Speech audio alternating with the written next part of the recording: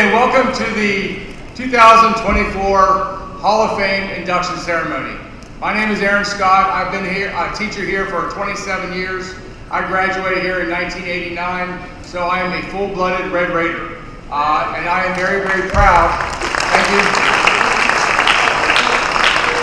I'm very, very proud to be hosting you again this year.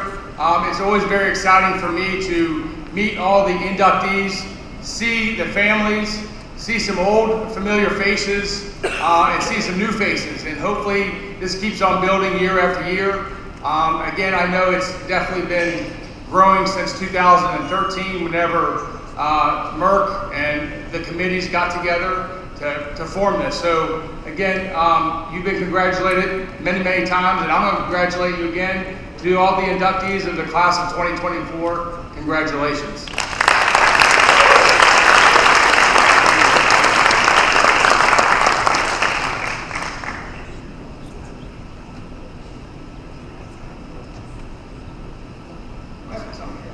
I have to yell at myself. Merck, hold on a second. Yeah, I have to yell at myself for being late. I'm sorry. Just give me a yell, it's all right. Congratulations, everybody up here again. I don't know what to say. First of all, I'm out of breath. So thanks, everybody. When you see me the next time, it's almost over. You'll be happy to see me. Thank you.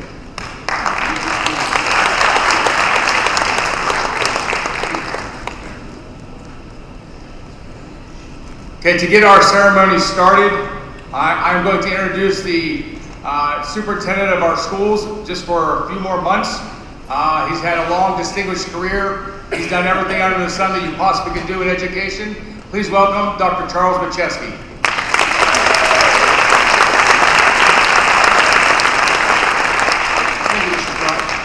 First of all, on behalf of the Board of School Directors and the administration of the Uniontown Area School District, we also would like to extend our congratulations to all of the inductees and honorees this morning and their families that have come to witness this momentous occasion in their careers.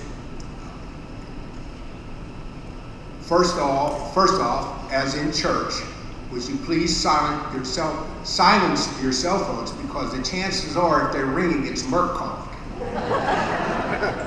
Secondly, unlike the theater, if you want to take pictures, if you want to videotape, whenever your inductees and honorees are being presented their awards, please feel free to do so. I too, as Mr. Scott, have been a lifelong Uniontown area Red Raider. I do not visit the school up on the hill. Name remained unmentioned, but the initials are Laurel Highlands. And I'm a 1971 graduate from here, which means simply that I'm old. So, Mr. Scott, I guess is in wishful thinking and hoping that in a few more months that I have something else to do with my life. I want to say that decision may still be up in the air. I enjoy what I'm doing. I've been doing this position since 2002, and I wouldn't know what else to do. I have zero hobbies. So anyway, that being said, we hope you have a great afternoon. One special recognition I want to make. I mean, when you induct a team, you have one spokesperson. The 1951 undefeated Uniontown High School football team has one surviving member, Mr. Ronald Manning. Mr. Manning came here from Georgia yesterday because he told me that he is so honored to have been included in his team, to be included. He thought that they were all but forgotten. And for this gentleman to make the sacrifice and for his family to accompany him, and several of them are here with him, I think everyone here deserves a great round of applause. But Mr. Ronald Manning,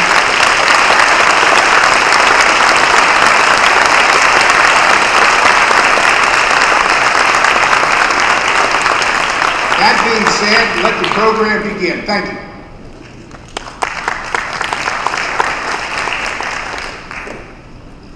Dr. Macheski, I'm sorry, I don't want to push you out the door, but that was the rumor, so I apologize. We don't need you to retire anytime soon. Just a couple other things before we begin. The way to nominate people is very easy. I know Merck has shared it. Mrs. Baker, our librarian, she's very instrumental in getting information out.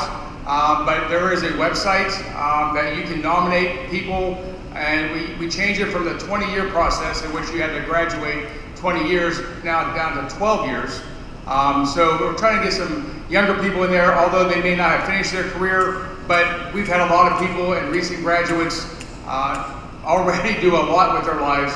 So we want to inspire the current students as we are going forward.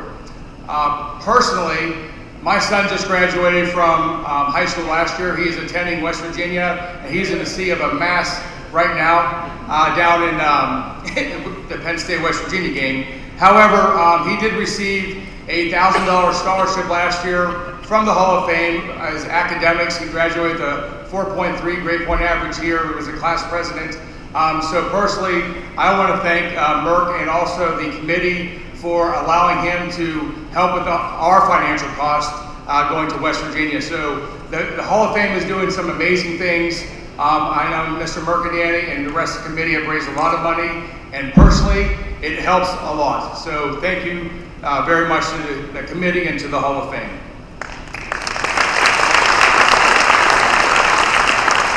And one other quick thing, whether you guys like it or not, we got some old pictures here. So a lot of times you stand up and everyone's laughing and you're like, I haven't said anything yet. Or we're laughing at your before and after pictures or before and during pictures, whatever you want to call it. So please look at your high school picture and then a current picture of you now.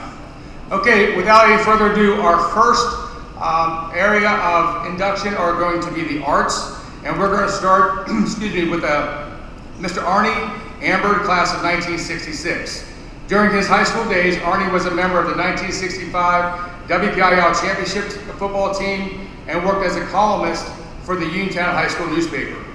After finishing high school and college, Arnie worked in the Uniontown Tax Assessment Office for 35 years until his retirement in 2010. While working for this county, he was permitted to fulfill his dream as a radio disc jockey. He began broadcasting on WPQR-FM and WCUI-AM in Connellsville, PA, until he accepted a position at WMBS Radio in Uniontown, Pennsylvania. The longevity of his radio career is expanding 46 years and still counting. Ladies and gentlemen, from the class of 1966, Mr. Arnie Amber.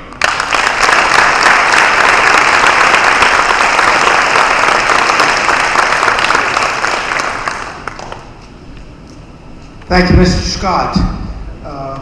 One correction, WCBI, not WCUI. So that's the correction. Back in 1961, there was a song, Please Mr. Custer, by a guy named Larry Bird. And the hero asked the question, what am I doing here? And that's the question I keep asking myself. What am I doing here? I am honored, I'm humbled. And rather than tell stories, I'm going to do something a little bit different and do some thank yous, because there's a lot of people who deserve thank yous for putting up with me for 47 years on the radio in 2 weeks. First of all, my wife Cindy, she's in the back, I think. Cindy, thank you so much for sharing. Wife and family both, because without their support, we're not doing any of this stuff, and I greatly appreciate it. A gentleman named Ed Olish, who was the general manager at WPQR, took a chance on an unknown guy who wanted to be a DJ, and he gave me the opportunity. There are times I think he pulled out his hair for some of the things we did, but what can I say? Need to thank Ed so much. Ron Dawson at WMBS took a chance, and when he called and said, hey, PQR is folding, come to MBS and become a member of our family. Greatest move I ever made, no doubt about it. Ron Rozak, who is the general manager now, still putting up with me, and he's the one who was my first broadcast partner doing high school sports. The whole reason I got into radio, I wanted to be a color man and do basketball. And Ron and Brian gave me that opportunity, and without them, thank you. I have been blessed or fortunate to have two great radio partners over the 47 years that I've been involved. Mike Karwatsky was my first partner at PQR. Michael and I were together for 13 years, and it got to the point where we knew exactly what the other was going to do before we did it. And the greatest form of flattery or compliment is to do something that you wanted to do, and to do a routine and then hear it on another station the next day. Copy some of the things we did, and to me that was the greatest compliment ever. My second partner was my pride and joy. I got to work with my son Kevin, and to the best of my knowledge, we were the only father-son on-air oldies team in the country. To say that is a blessing. So, Kevin, I thank you for being a partner. And he was doing it while commuting back and forth to State College. So, it was not an easy task for him, but we had a blast. And again, the only father-son on-air oldies team in the country. Quite an honor. A gentleman named Tom Clark Jr., who owned the Brownsville Drive-In, took us under his wing and made sure that we got our name out. Another first, and some people are going to laugh about this, but when we were doing the oldie show down at PQR, we were the only live radio station giving away movie passes, carload passes to X-rated movies. Compliments to Tom Clark, and they were fought after. Everybody wanted to get a carload pass to the movie. So, Tom and Preach, thank you so much. One other person that I need to thank, because without him, I would not be here today. A gentleman named Paul Douglas Rhodes. Doug owned the local Dairy Queen here in Uniontown. And we were scheduled to start our radio show the second week in August of 1977. Same week Elvis died. And station said, "No, we can't do it now." So we were going to start the first week in September. Well, management got cold feet because they were playing elevator music. They would not play rock and roll, so to speak. We were going to do an oldie show, 50s and 60s type music. Well, Doug went to management and said, "Here's the deal. You don't put them on the radio, I'll put them on my advertising," and threatened them. And he had a big enough account that they listened, and they gave us a shot, and they said, "Hey, if you last 2 weeks, we'll be good. We'll get to keep hitting Doug's account, and we'll get rid of you in 2 weeks." Well, 47 years later, they were wrong. So, Doug, I know you're looking down. Thank you. One final thank you to all the fans, all the listeners, everybody who has supported me over the years. Thank you so much, because it's easy to sit home on a Saturday morning right now and watch TV or do something else, but so many people say, "Hey, we listen to you, we work with you, we work to you," and they just make it so great. So for all the listeners, thank you so much. And for the committee for having me, for including me, again, I asked the question, what am I doing here? Because there's so many other people so more deserving. Thank you so much, and for all the other inductees, congratulations.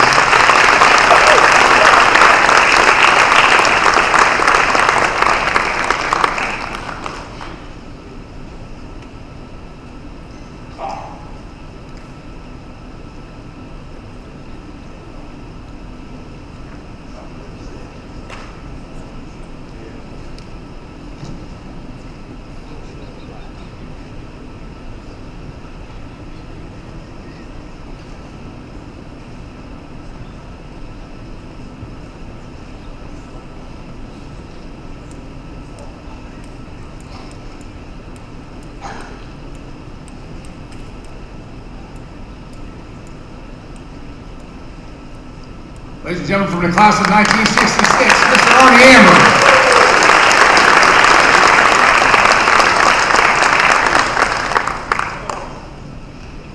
We have little timers up here now for the speakers this year. Merck, he spared no expense.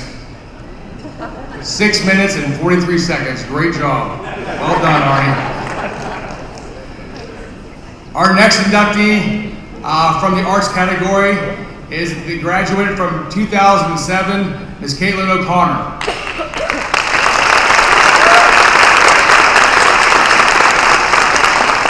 Caitlin has been an actress, a TV host, and a film producer. She was born in Los Angeles and moved then to Uniontown.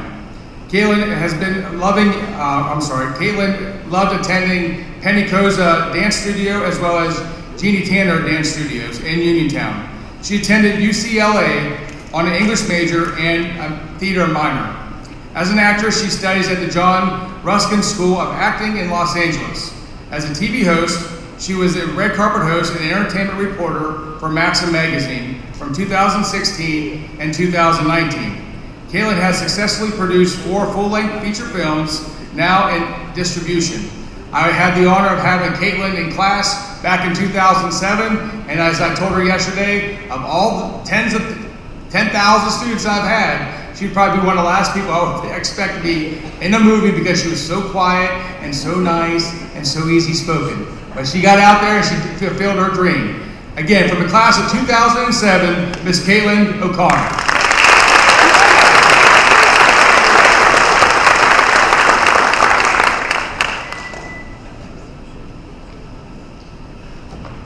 Thank you so much, Tony, and the nominating committee for having me. It's been so much fun being back in Uniontown, and congratulations to all the inductees today.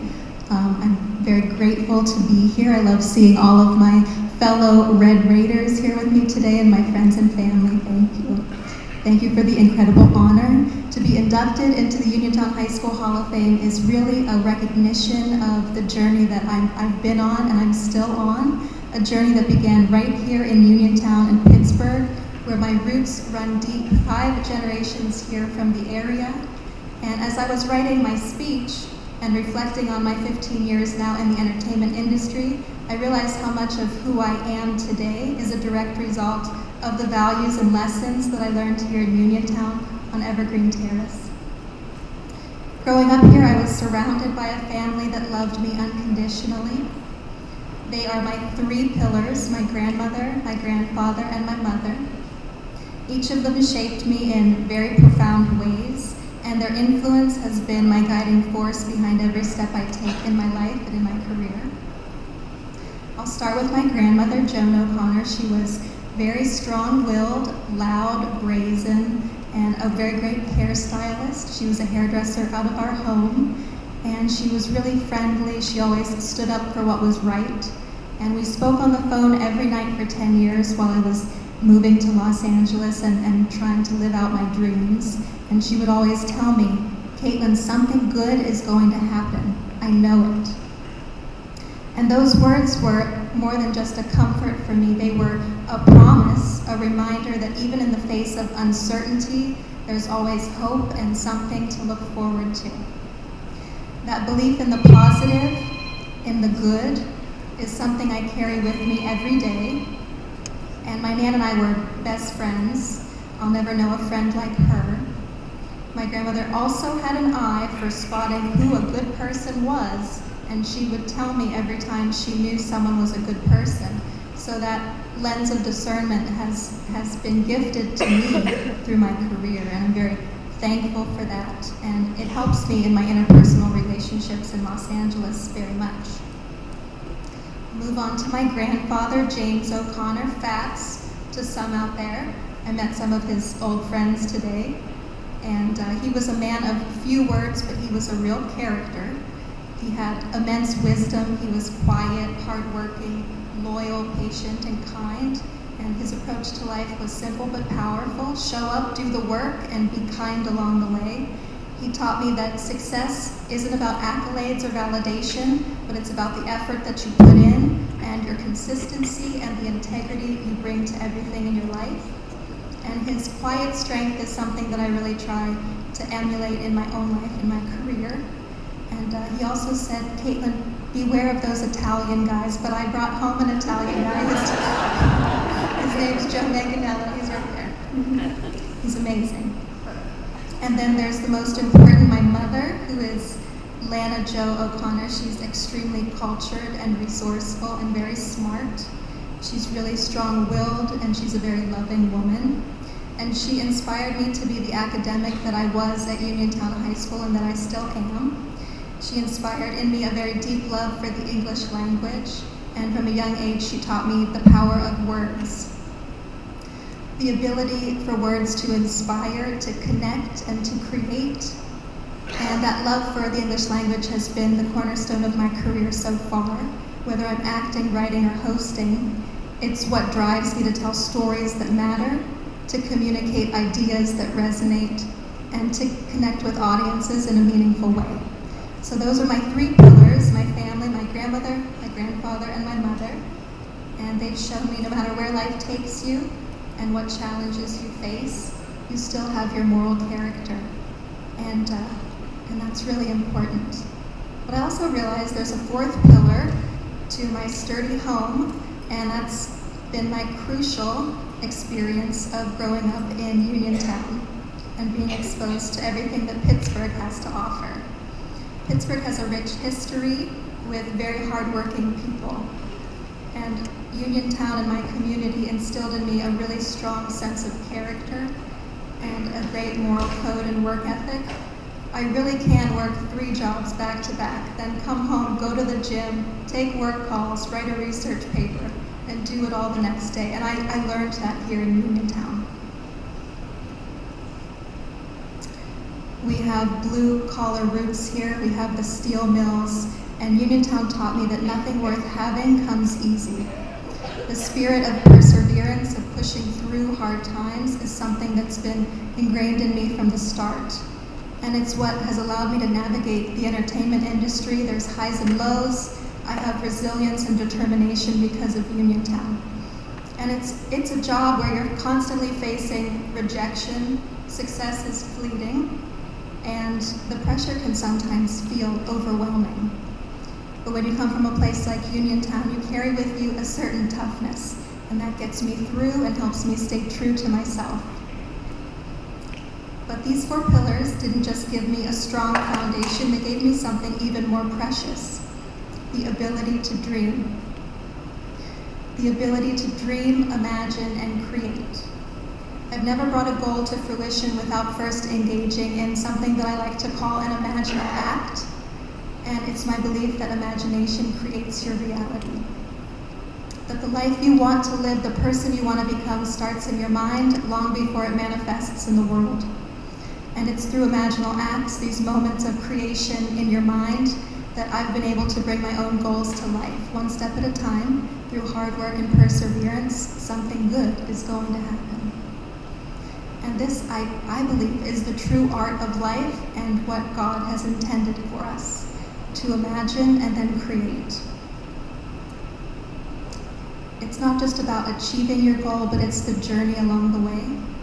And it takes hard work, perseverance, and the daily grind, and that's where the magic happens. And that's where life's true gift lies. But whether the goal is big or small, it's in the process of bringing it to the fulfillment that you need. It's in the act of creation, of turning imagination into reality, that we discover who we truly are. So I accept this Hall of Fame honor with a heart full of gratitude for those 4 pillars, my family and my Pittsburgh upbringing, because together they've given me a foundation that's not just sturdy, but one that's really allowed me to build a life with imagination and power. And as my grandmother would say, something good is going to happen. Thank you.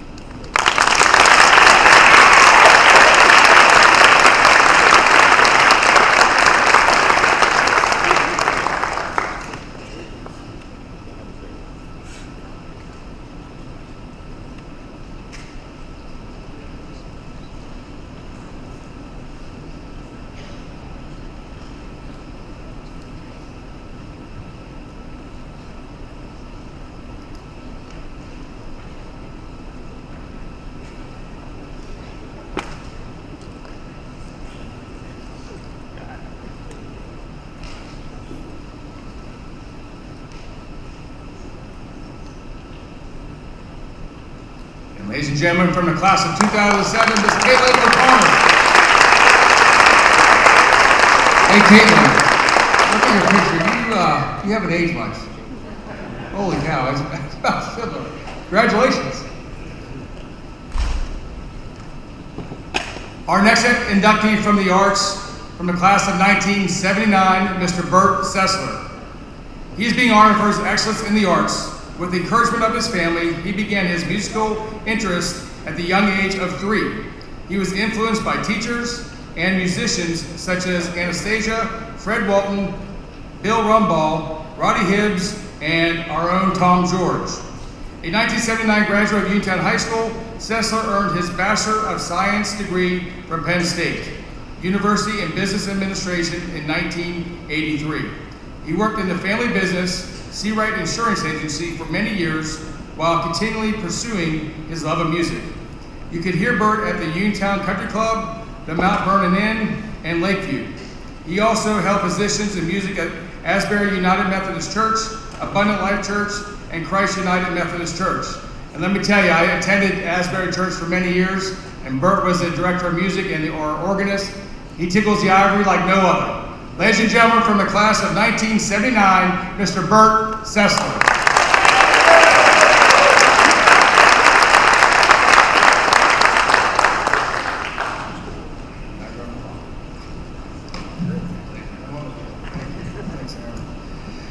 Thank you, Chairman Anthony Mercandini, Hall of Fame board members, faculty, students, alumni, friends, and guests.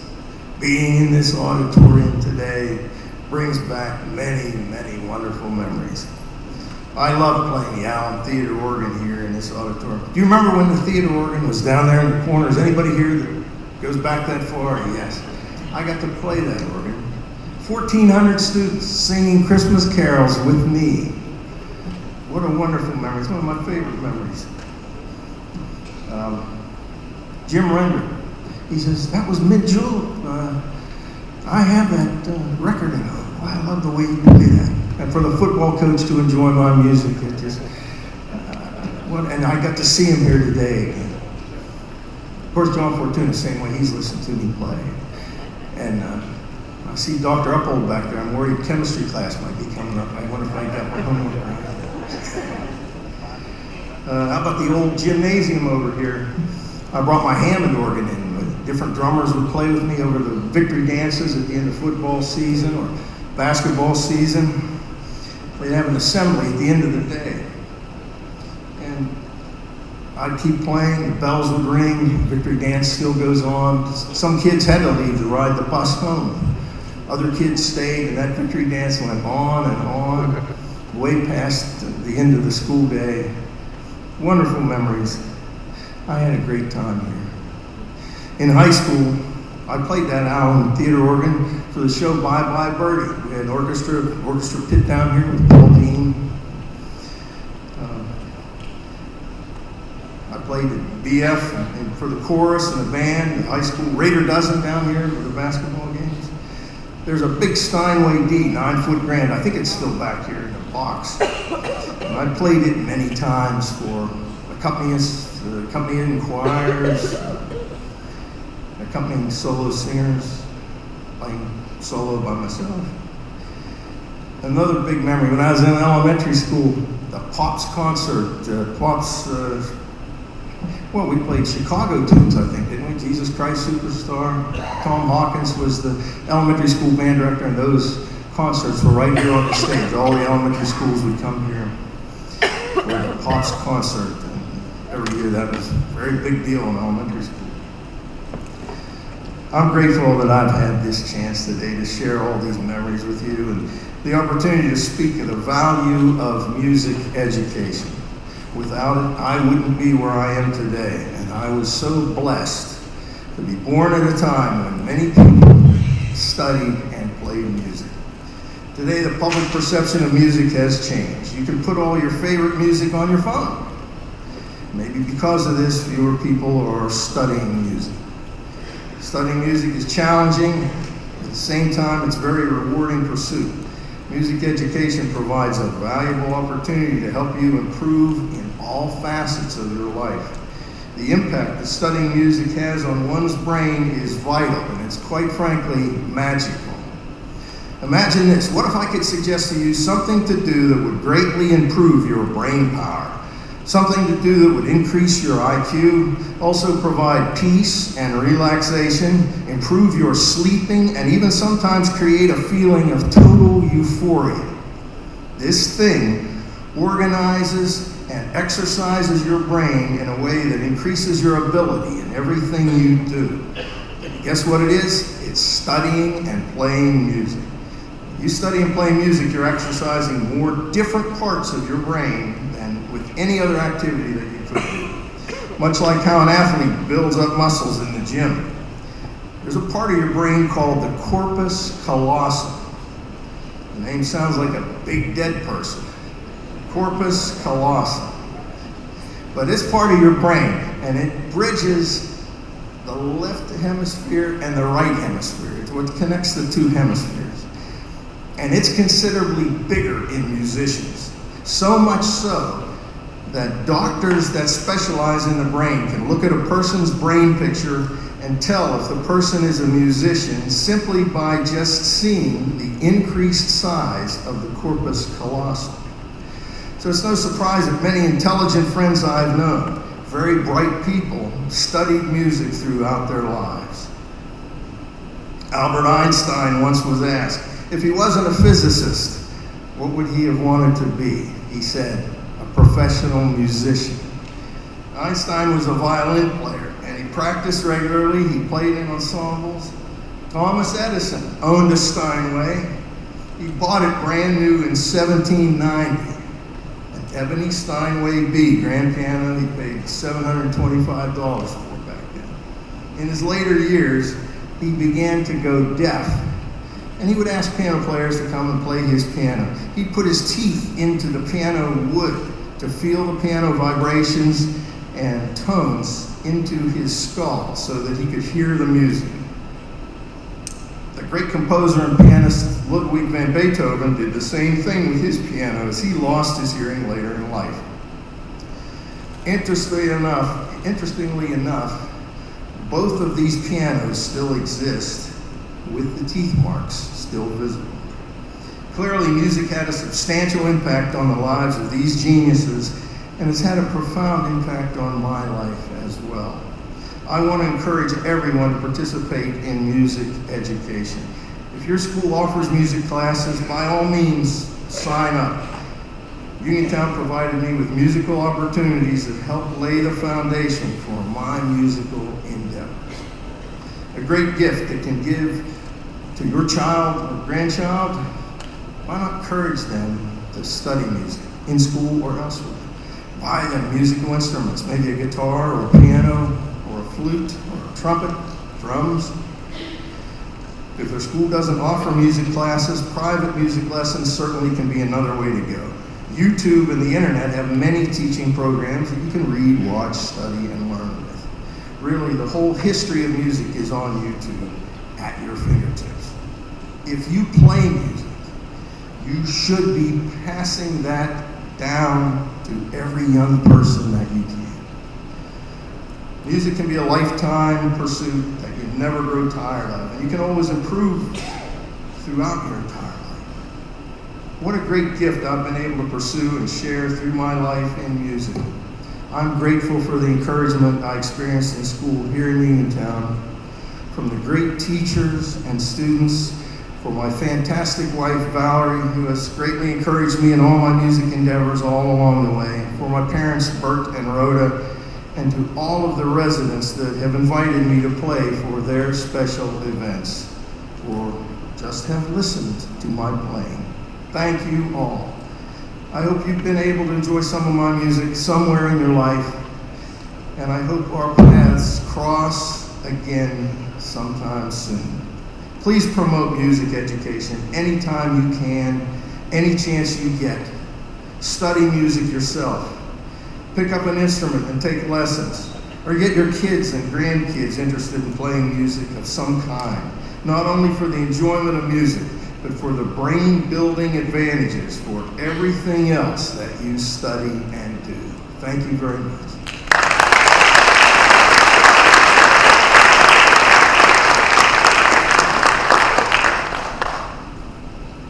Mr. Wilson, I think we have a new speaker for you in your music classes. Get you all fired up.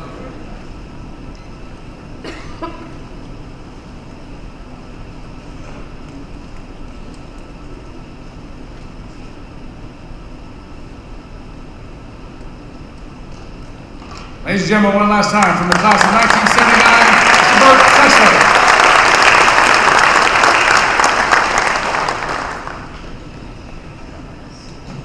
This gentleman, I've heard his name since, again, 1998, since I started working here, and I finally got to meet him this weekend, and it's been an honor talking to him and meeting his family. The class of 1981, Mr. Greg Gabriel. As stated in the Herald Standard, Gabriel ran the show as the outstanding point guard on Uniontown's 1981 state championship team. Greg attributed many factors to his performance on the basketball court, including to the dedicated coaches, merger of BF and Lafayette Junior High Schools, the talented teammates, Uniontown summer playground basketball, hard work, and self-discipline. Greg was a diehard Red Raider surrounded by skilled athletes and a supportive community. Following high school, Greg accepted a scholarship to Carnegie Mellon, where he was a key player on the Tartan squads.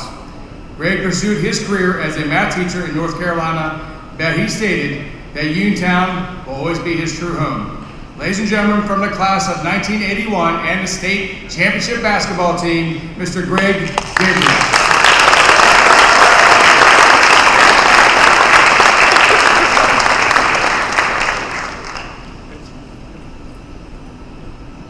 Good morning.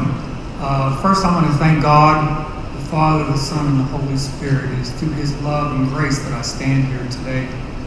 And I want to thank Mary, the Mother of God, a daily source of love and intercession in my life. I'd like to thank the Hall of Fame Board and Selection Committee for this tremendous honor. I'm deeply humbled and incredibly grateful. I'd like to thank my family and friends, my beautiful wife Beth, my children all here from North and South Carolina, Christine, David, Rachel, my beautiful sister Leslie and her family, and all my other friends. I love you all very much.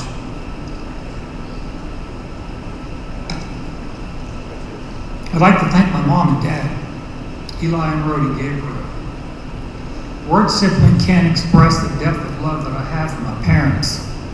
All that I ever have been is simply a reflection of their unconditional love that shaped my entire life. Mom and Dad passed away last year unexpectedly. So although they're not here today in person, I know they're here looking down, watching and smiling.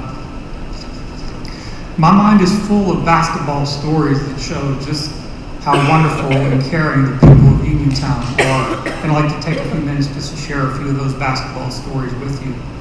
First, a basketball story about Mr. Don Bell. I attended Ben Franklin Junior High School. Bill Grota was our head coach and Don Bell was our assistant coach. One day in 7th grade, Mr. Bell said, "Greg, let's stay after practice and practice your foul shooting." And he threw me 100 foul shots. As I was shooting, he talked to me about my foot positioning, where my eyes should be focused on the basket, encouraged me to make as many shots as I could, and so on. That time with Mr. Bell in 7th grade really built my confidence, and it's something that I've never forgotten. Mr. Bell didn't have to stay after practice, but it shows what a caring and good person that he is, and his willingness to go above and beyond really inspired me to improve and excel. Another example of the goodness of the people of Uniontown is what happened to me on the playgrounds throughout Uniontown. And I was talking to Mr. Hudson earlier about the playground culture that was Uniontown at that time. When I was growing up, basketball was being played on every playground all over Uniontown. In many ways, I learned basketball right there on those Uniontown playgrounds. So I'd like to thank just some of those who played such a crucial role on the playgrounds in shaping my knowledge and passion for the game. Preston Wright, thank you for teaching me about competing with intensity and winning and the importance of winning. Phil Murray used to call me G Money because he said every time I took a shot it was money. Thank you, Phil. Your confidence in me made me more confident in myself. Buzzy and Gary Harrison. One time we were at Bailey Park, and I remember Buzzy didn't like my spacing on a fast break, and he sure let me know about it. Thank you, Buzzy. I cherish your basketball wisdom and guidance. Ricky George, my cousin and brother.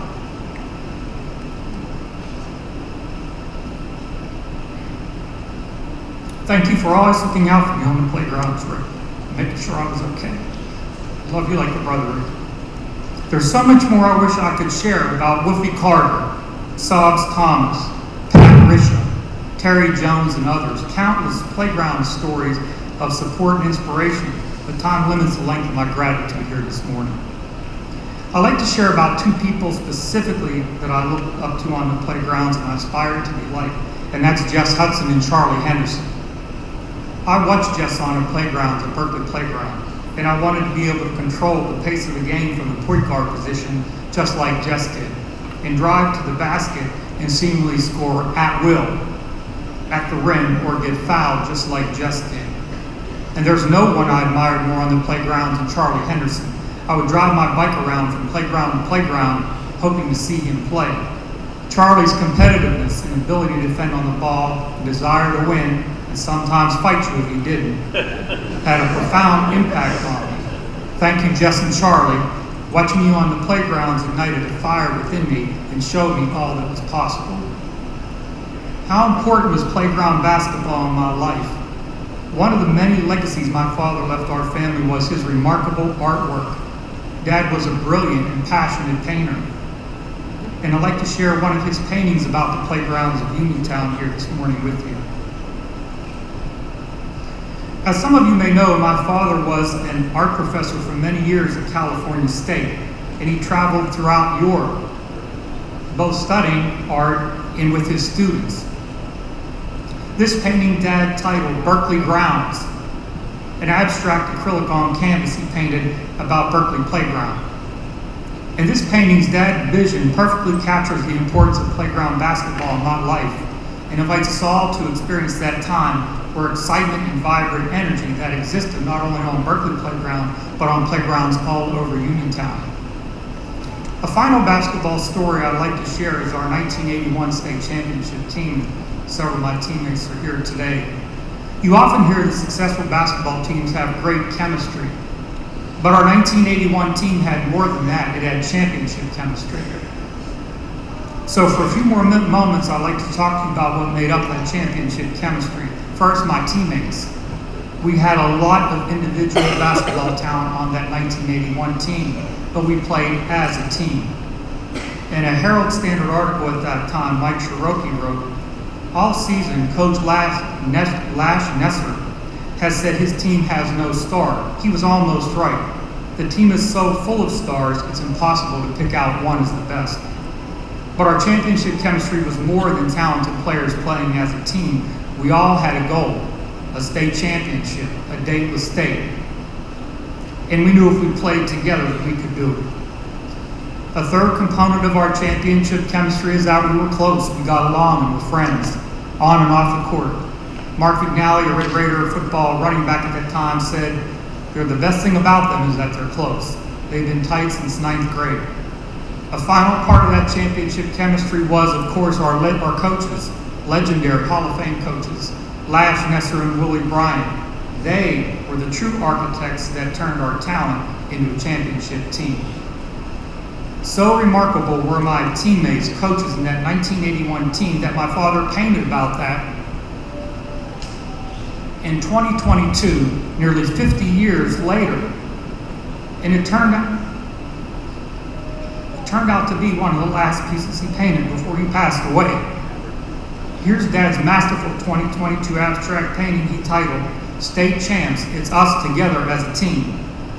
The impact of that moment in time in 1981 was so profound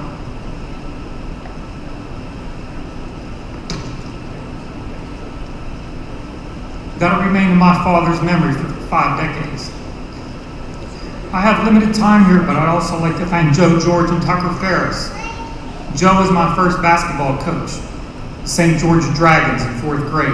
And Tucker, who's here this morning, went to all of my basketball games, including Las Vegas. And I remember, Tucker, you carrying me off the court in our state semifinal championship game in Altoona, something I'll never forget. I love you, Tucker and Marie.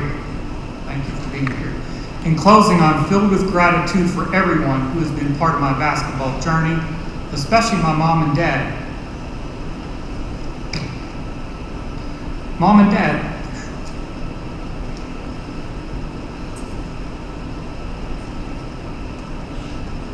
thank you, Mom and Dad, doesn't even begin to cover.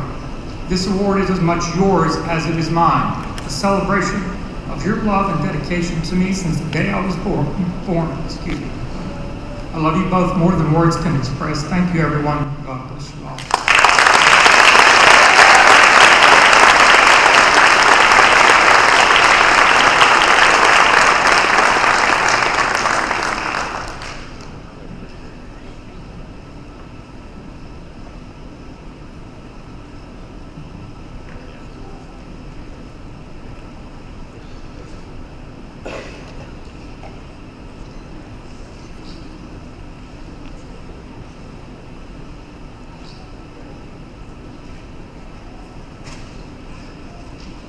And ladies and gentlemen, one last time from the class of 1981, Mr. Greg Gabriel.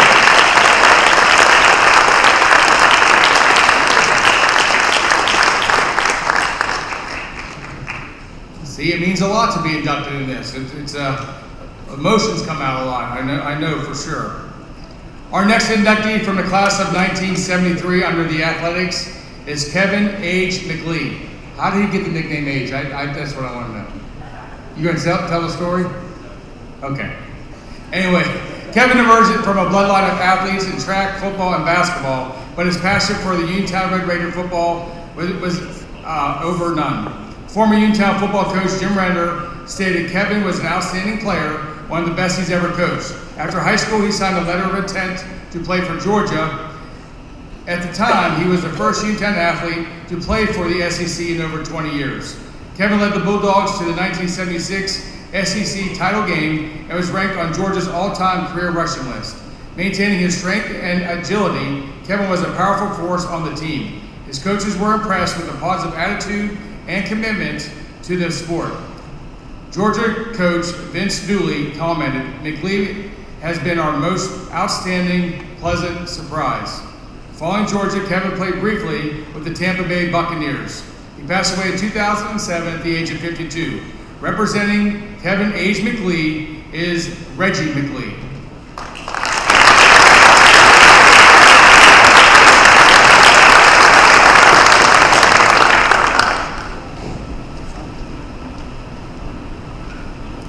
Good morning. I have the honor of coming before you and representing a proud Red Raider.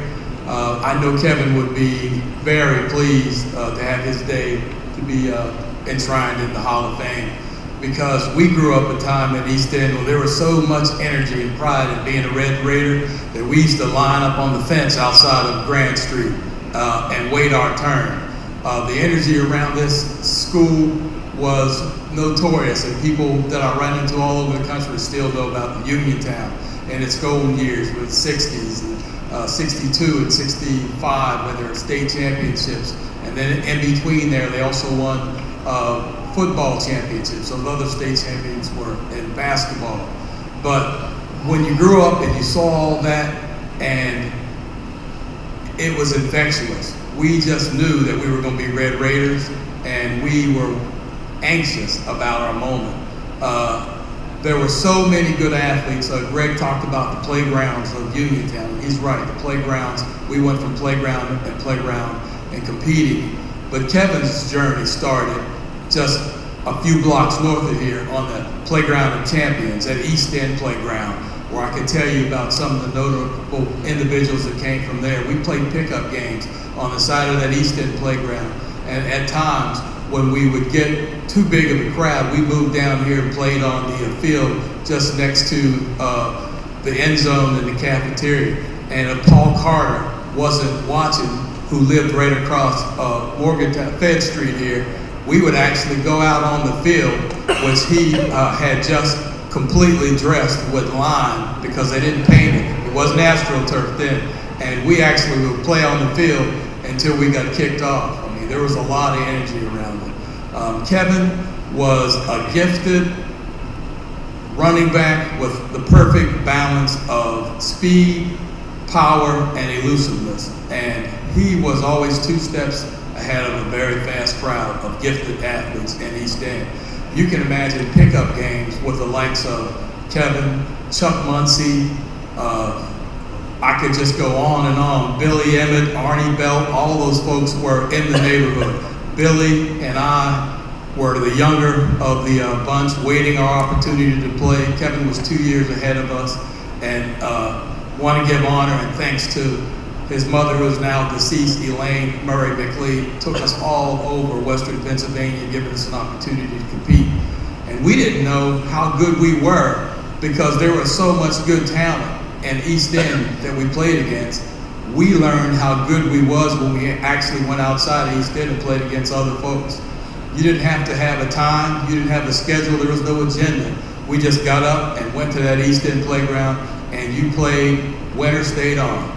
You played as long as you won, and if you had a reputation, you might get picked up, but you better win some games or you're going to be sitting on the rail outside. I mean, the amount of people that you know that are in that Uniontown history, Ray Parson and Stu Lance, both NFL and NBA players, and the Muncies, there are 3 of them, the All-American quarterback, Sandy Stevens, all from within 100 yards of that stadium. The culture of Uniontown sports was among us, and it was just glorious to be a part of it when we had that opportunity. So I say those things to say that during my era, playing with Kevin, Kevin was a senior when Billy and I arrived at Uniontown from Lafayette, and we had some good success. We were undefeated under a great coach, Robert Fee. We called him Rocky Fee. Those of you who've been around a long time remember Mr. Fee. He lived probably about 100 years, and he coached all those people that I talked about. And we came down in '74. After those golden years in the '60s, there was a little lull in the productivity of the Uniontown football team. And then came one of the most dynamic coaches Uniontown ever had, and that's Jim Render, who's with us in the back. And Jim put in a program. He had the foresight to put in plays at the junior high level, so when we got to high school, we were running the same plays. And fortunately for me, after running those in junior high, Kevin, in his second game of his senior year, his career ended with a growth in his knee that he had to have surgery for. But his reputation was so stellar from his abilities, and Gene Steratore, not the one you see as a ref on television today, but his father actually told Vince Dooley about Kevin and what a gifted athlete he was. University of Georgia, where I live, I reside currently in Atlanta, is like running back university. And guess where that all started? It started with Kevin. Noshawn Marino, Rodney Hampton, Herschel Walker, Nick Chubb. I could just go on and on, all the running backs that are there. But when they hear my name, McLeod, they always want to stop and talk with me about Kevin. So I wish Kevin would have stayed, spent all of his time in Georgia, because his reputation is still stellar there, and sometimes there's some benefit of staying where you make it. And Kevin definitely made an impact on us at East End and those folks in Georgia who still love and want to talk with me about him feverishly all the time. One thing I want to do before I close is clear up the anonymity and the mystery about all those McLeod athletes. People want to know, are they brothers? Are they cousins? Where do they come from? Uniontown has an unending supply of them. So, here it goes. Joseph and Helen McLeod were my great-grandparents. They had about 6 children. Of those children, I'll start with summarizing it like that. The youngest was Madeline Reynolds McLeod. That is Kevin's grandmother. That is also the grandmother of Brad McLeod of Michigan State, who was Kevin's older brother. Billy McLeod, who played in West Virginia with me, the younger brother. The grandson, Boo Cleo McLeod, was Kevin's son. Underneath that is the nephew, Kadrian, who's now at Cornell. Wish him well. He should be starting his career in the next week or so.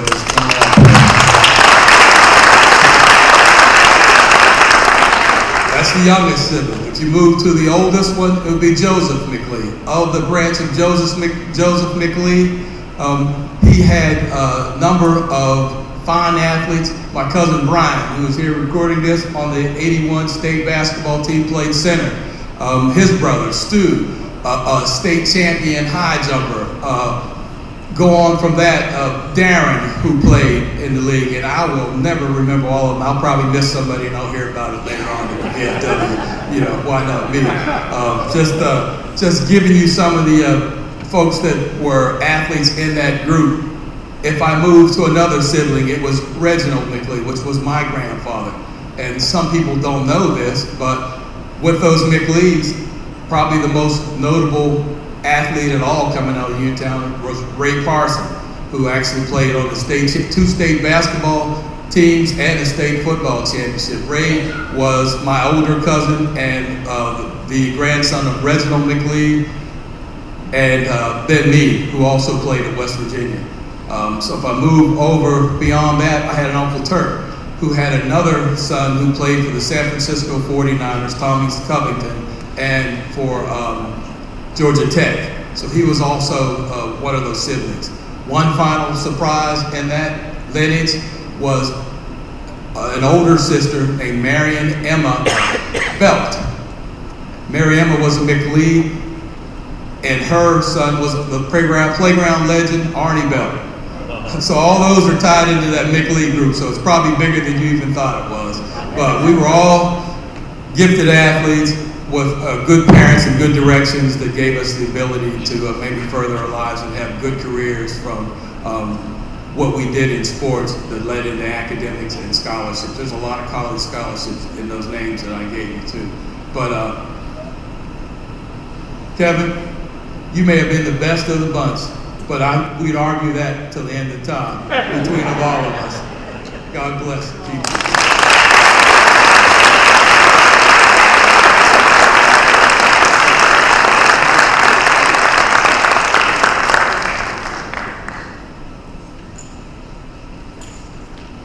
That family tree's a sequoia. Real quick, while he's getting his picture taken, little breaking news, our girls cross country team and boys cross country team are down at Cal U running right now, and our girls won first place.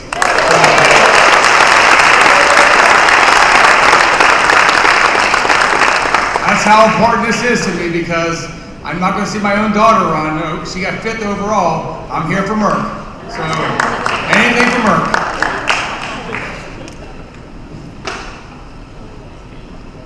Thank you, Reggie, and congratulations to you and your family. Our next inductee from the class of 1988. Yes.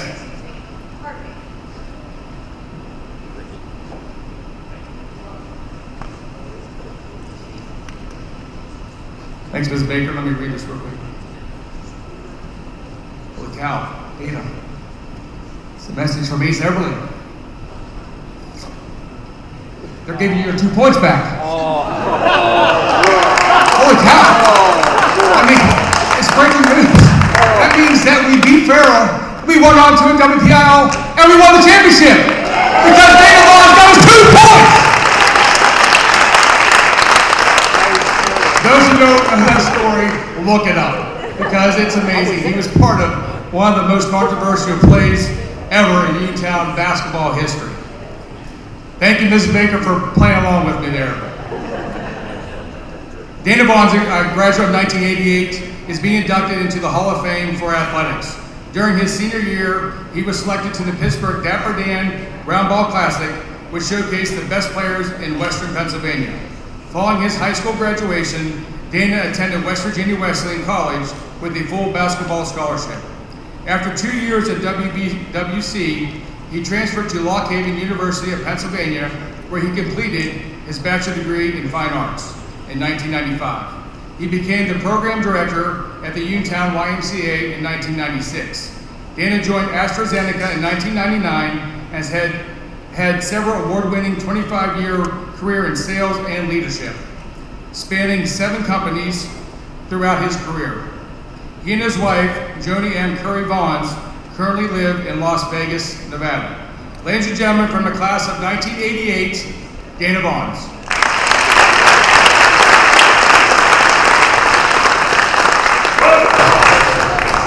That's classic. They got me. They got me. Oh, that was fantastic. You brought back a lot of sore memories, though. Jeez. Who remembers that game, by the way? Just holy cow. I heard it was lousy. But anyway, thank you for this opportunity to be inducted into this hall. I was going to wear a wig and bring back the old flat top, but I figured I couldn't put it together. But I just wanted to say thank you all for the opportunity, for the board, for the committee, for the esteemed colleagues here as well going into the hall. This is an incredible honor, so thank you for that. Thank you, God. Without him being the head of my life and my household, none of this happens, clearly. The hall, once again, my family, please, if you get a chance, stand. My sister Lisa, my wife Joni, Terrence, Dana has got the camera back there, my mother-in-law, my niece, my great nieces and nephews.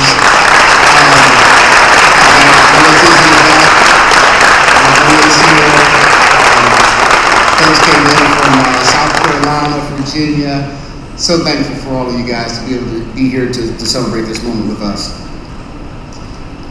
I want to dedicate this to my mom. Many of you guys know or knew of Frances Vaughns, and also her husband, Dr. Fred L. Vaughns. I can tell you they meant a lot to me, and I know they meant a lot to this community. And so I want to dedicate this to her, specifically my mother. She's provided unwavering support not only to me, but also to all of us. She had that mentality of the village, and she would correct us, and correct you, and correct you, and correct you, to make sure that we were walking the straight and narrow. So I know Kevin Durant said this before, when he talked about whenever he won the MVP, and he told him a phrase to his mother and said, you know what, Mama, you the real MVP. And she's my real MVP. So I just wanted to, sorry Kevin for stealing your quote, but I felt that it was appropriate to share at this time. So thank you for that. So a quick story about Coach Nesser. I was the last of the bunch to be coached by Coach Nesser, and it happened to be a game that we had beat Laurel Highlands on a Friday. Typically what we would do would beat Laurel Highlands on a Friday.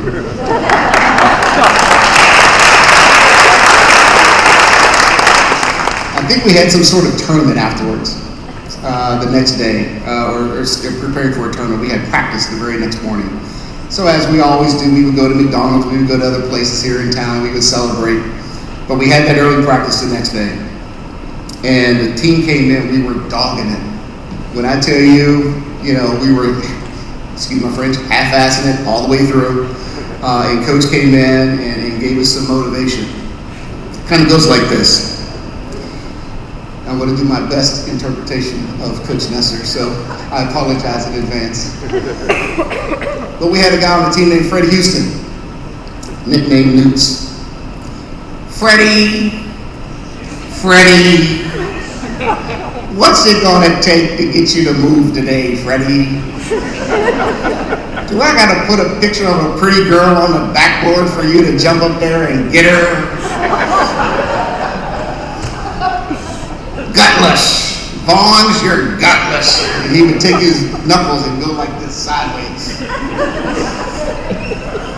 You're not getting loose balls, God love you. Vassar, Mark Vassar, you couldn't hit the side of a barn with an ironing board, son. And it was those days where you gave your all, but certain days you just couldn't give it all, but you needed coaching. You needed to be coached up. And needless to say, we all got the message. You're supposed to give your all even when you don't think you have any more to give. And he helped us stretch to be better. So I thank you, Coach Nesser, Coach Bryant for all that. Coach Broda as well. He gave us a lot of good early insights into sports and athleticism and education. To Mark John for giving me an opportunity to be a coach on his team. His son is here. My fellow colleague, Laurel Highlands guy. We sat on the bench and we coached young kids up, and we had the opportunity to be put into leadership roles. So thank you, Todd, for being here and supporting me today. None of this success is possible without the support of the village. And so I say, what is a village? What does it mean?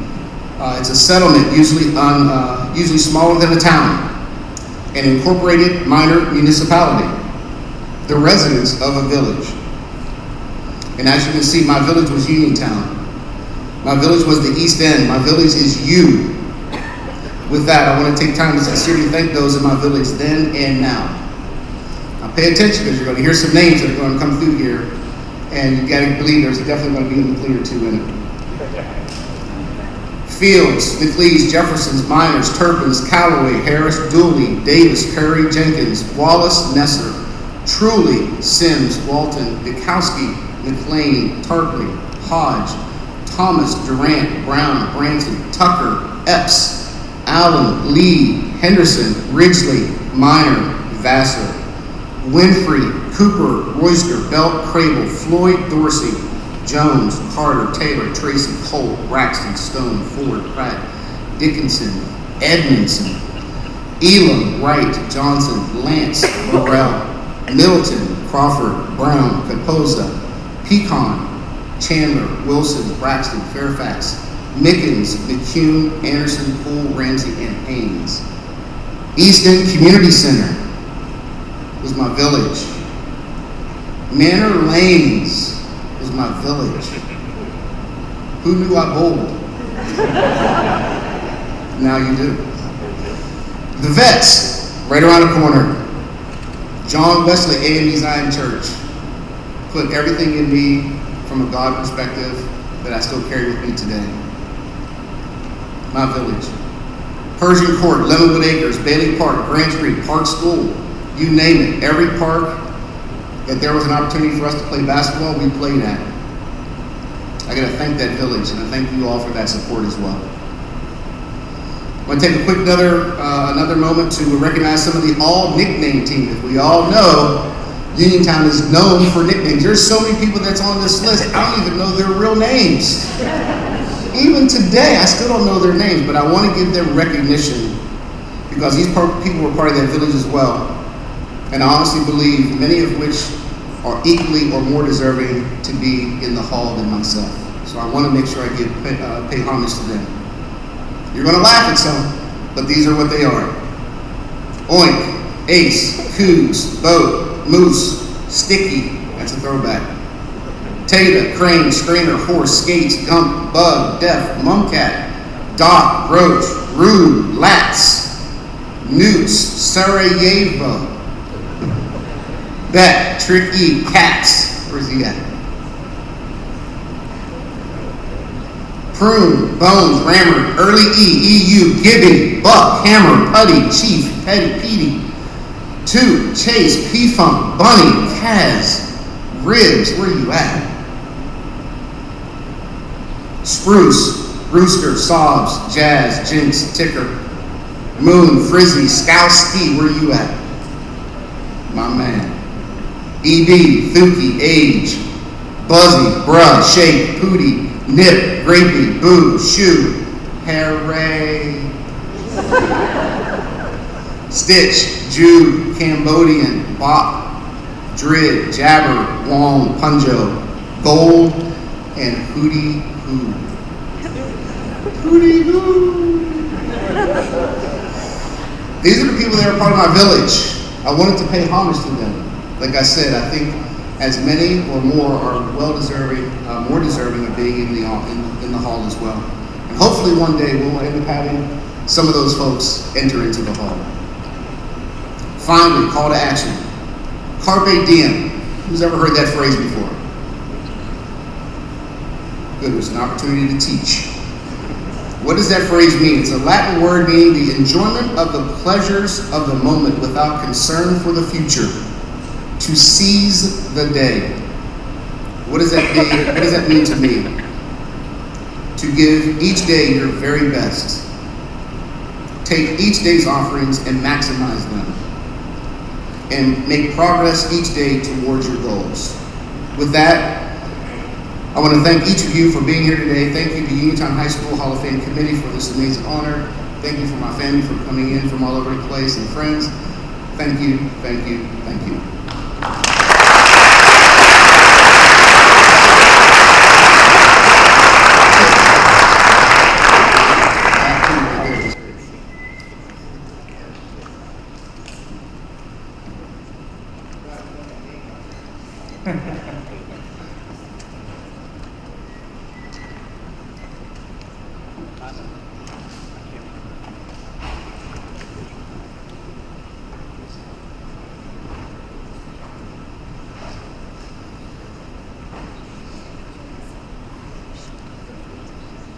Ladies and gentlemen, from the class of 1988, Mr. Dana Vaughn.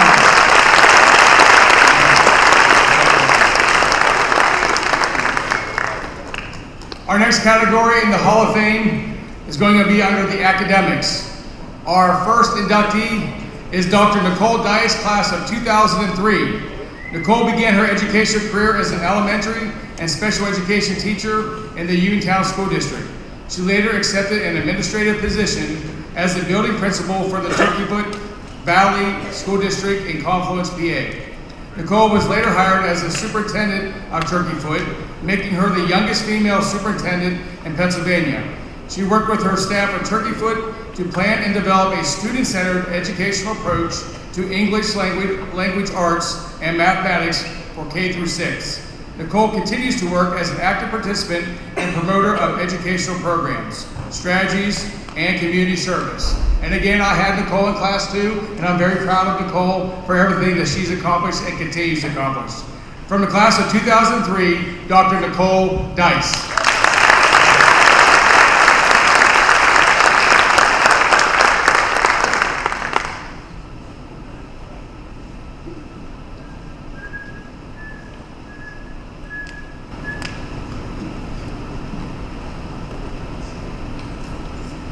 Timer's going, so gotta keep this short.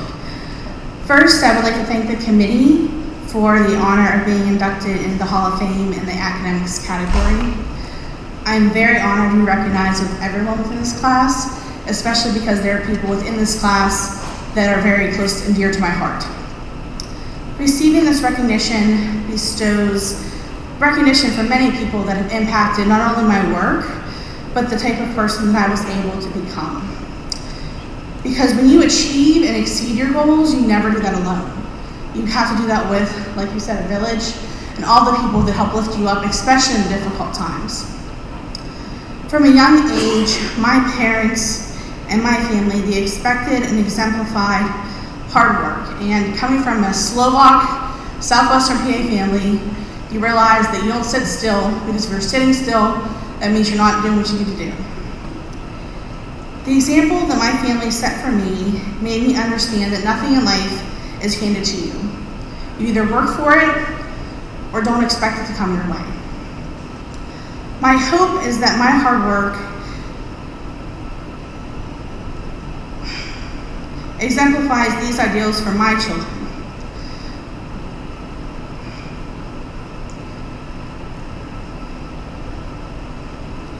When my first son passed away, shortly after birth, my husband and I set out to take our grief and turn it into compassion for others. I was able to use everything I learned from my family to take a very difficult situation and turn it into a blessing for others. So my hope is that my work within the community, as well as my academic and professional career, show my living son and our soon-to-be new baby that working hard is not only putting in the background of academics, but being a kind, generous person to others around you and building your community at the same time. My husband, Bill, and his family have also supported my goals for many years. I was very fortunate to meet him early in life and be able to share our high school, our college, and all of our adult memories and years together, supporting each other's goals. I'm deeply thankful to Bill for always rolling with my crazy ideas. As soon as I would get done with one degree, I'd say, let's go to the next, and he'd say, okay, what side jobs do I have to get for this one? But he's always been so supportive of me moving from the teaching role into administration and continuing with my degrees and career choices.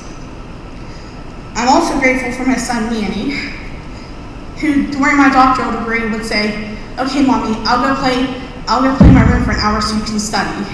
So understanding that I just needed time to do my work and complete it.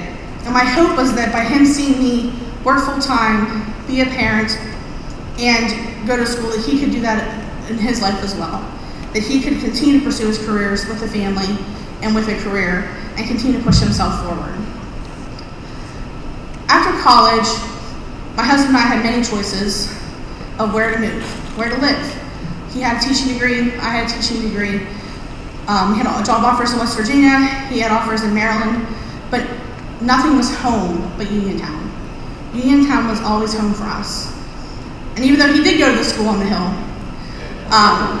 more people here at Uniontown probably know him than me. And so this has always been home for us, and this is where we wanted to raise our children to be here in the community of Uniontown and surrounding areas. So to me, Uniontown will always have a special place in my heart. It will always be home for me. My hope has always been that the choices that I make and the things that I do are meaningful. I fail a lot, and God picks me up a lot. And sometimes I think He wonders, Nicole, just follow the path that I have for you and stop fighting it. I've always been grounded in my faith, and I give the greatest praise for all the plans that God has had for me, because I never dreamed to be doing any of it. He opened doors where I thought they were shut. He opened windows when I thought I was locked in. I genuinely hope that young girls can build from my accomplishments to continue to break age and gender barriers like I have. I had never set out to break any barriers, but again, that was God's plan, not mine. I hope that my example can empower the children that I work with to push their goals further, knowing that hard work can bring great outcomes, and you don't have to start off financially sound to get that. I started off from a very grounded family. My twin sister, myself, and my cousin, all three were the first to graduate college in our entire family. We were the first generation college graduates. And every single one of the three of us has not only an undergraduate, but a master's degree, and then mine with my doctorate. We were able to show that you can work hard and achieve your dreams. I am deeply appreciative to be recognized amongst everyone here today, and sincerely feel grateful and humbled by this honor to be recognized as part of this class for Uniontown School District. Thank you very much.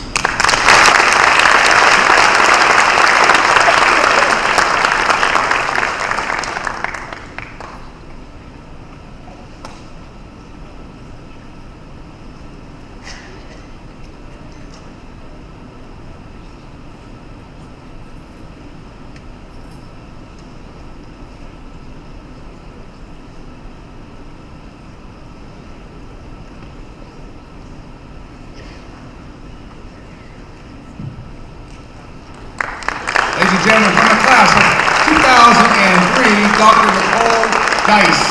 Congratulations, Nicole. Our next inductee under the academic category from the class of 1958, Charles R. Chuck Haynes. While in high school, he lettered in football, basketball, and track. Chuck attended the University of Pennsylvania and earned a BA in sociology and a minor in statistics. He participated in the Army ROTC as an Army officer. After 6 years of service, he was honorably discharged with the rank of captain. Chuck was the safety director for both PPG Industries and Anheuser-Busch. His interest in cars and racing grew into a business of buying, selling, and collecting vintage race cars all over the world. While racing in the Goodwood Festival of Speed, one of the most prestigious events in the racing world, Haynes shared his cars with Bobby Unser, Al Unser Jr., and Bobby Rahal. Pretty impressive. From the class of 1958, Mr. Charles Haynes.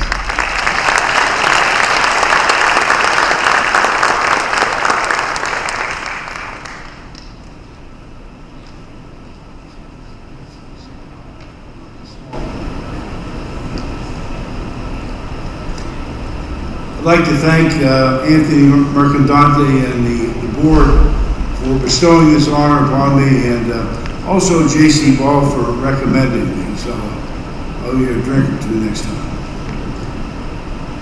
My only regret here this morning is that none of my old high school girlfriends are in attendance. 3 are dead, they won't be showing up, and the other one we've lost contact. So. Fortunately, my wife of 63 years is in the audience.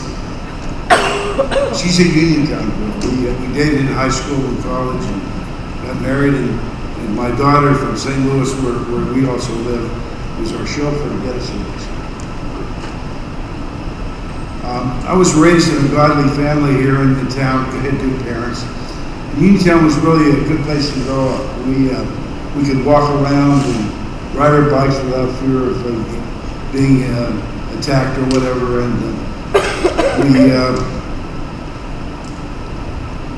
we were fortunate to attend the Uniontown school system. I went to Royal and Ben Franklin. When you're 84, sometimes a few words get stuck. And then the Uniontown High School, and had some great teachers, and especially some great coaches. I was able to play football under Bill Power, who I see the stadium is named for, and Max Zane, John Kruper, Al Broadhag, and then the basketball for Abe Everhart. And I heard somebody mention the old stadium, or the old gymnasium. We called that the new gymnasium.